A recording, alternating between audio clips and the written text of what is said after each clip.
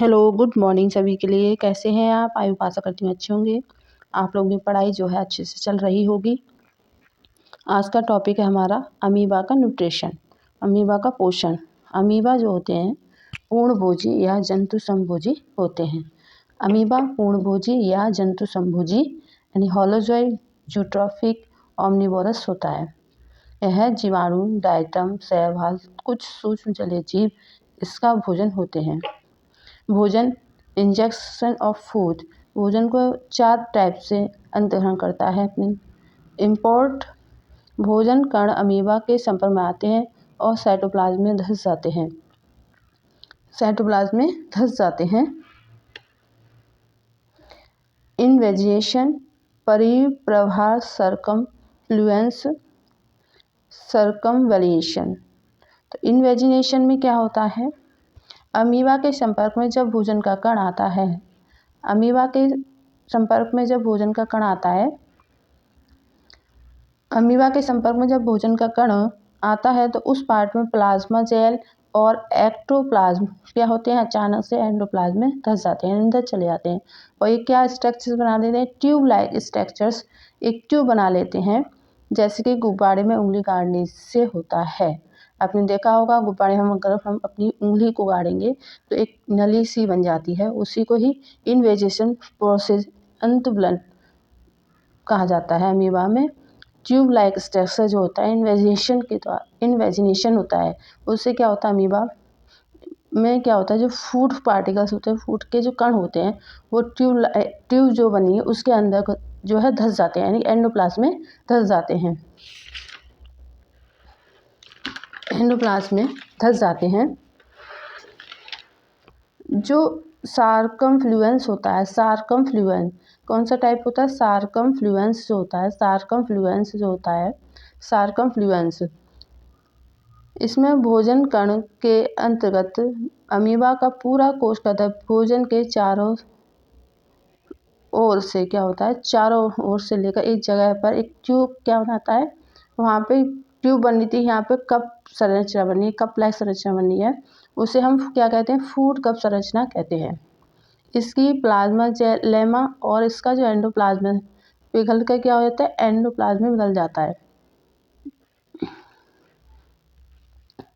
सर्क्यूमवेलिएशन में क्या होता है? सर्क्यूमवेलिएशन में 1-2 मिनट लगते हैं। कितने टाइम लगता है? 1-2 मिनट लगता है सर्क्यूमवेलिएशन में। इसमें भोजन कण को अमीबा के पादप घेरे लेते हैं। इनमें क्या होता है? अमीबा के जो सीटोपोडिया होते हैं, पादप होते हैं, वो क्या करते हैं? भोजन के कण को घेरे लेते हैं। एक सेल आती है पिनियाकोसाइटोसिस, यानी कि पिनियाकोसाइटोसिस सेल्स को हम क्या कहते हैं? इसको सेल ड्रिंकिंग के नाम से जाना जाता है। इसका दूसरा नाम क्या है? Cell drinking. यह प्रोसेस अमीबा के सूडोपोडिया के हेड पर होती है। अमीबा कोलाइड तरल पदार्थों में क्या होता है? प्रोटीन का सेवन करता है, फिनोसाइटोसिस द्वारा ग्रहण करता है। किससे करता है? तरल पदार्थों का, जो तरल पदार्थ हैं प्रोटीन का सेवन करेगा, पिनोसाइटोसिस द्वारा ग्रहण करता है, पिनोसाइटोसिस द्वारा ही ग्रहण करता है। इसका अमीबा का जो डाइजेशन है, अमीबा का जो डाइजेशन होता है, digestion of food, food vacuum, खाद्य दहानियाँ में डाइजेशन होता है, इसलिए इन्हें क्या कहते हैं? गैस्ट्रिक वैक्यूल्स भी कहते हैं। अमीबा में इंट्रासेलुलर पाचन एंजाइम कोशिका द्रव्य में क्या होता है? कोशिका द्रव्य में लाइसोसोम में एकत्र हो जाता है। अमीबा में जो पाचन होता है कैसा होता है? इंट्रासेलुलर होता है। ये एग्जाम में पूछ लिया जाता है कि अमीबा में जो पाचन होता है एक्सटर्नल माने बाह्य होता है या इंटरनल होता है, इंटरसेलुलर होता है, तो क्या होता है? अमीबा में इंट्रासेलुलर पाचन होता है। Digestion of food in amoeba में जो डाइजेशन होता है 2 टाइप का होता है, एसिडिक होता है, एल्कलाइन होता है। एसिडिक में क्या होता है? एसिडिक फॉर्म में तो HCl होता है। जो एल्कलाइन होते हैं वो ट्रिप्सिन हो गया, पेप्टिडेज हो गया और क्या हो गया? प्रोटीनेज हो जाता है। ट्रिप्सिन, पेप्टिडेज और प्रोटीनेज। एसिमिलेशन देखें, एसिमिलेशन में क्या होगा? फूड वैक्यूम जो होती हैं 15 से 30 हावर एंडोप्लाज्मा में रह के क्या करें, साइक्लोसिस करती हैं, साइक्लोसिस करती रहती हैं। उससे क्या होता है, पूरे कोशिका द्रव्य में फैल जाती हैं। इससे क्या होता है, एसिमिलेशन हो जाता है। इंजेक्शन बाह्य क्षेपण की बात की जाए तो भोजन के अपच भाग, जो अपचित भोजन होता है, जो अनडाइजेस्ट फूड होता है, उसको बाहर निकालने की क्रिया को बाह्य क्षेपण कहलाता है।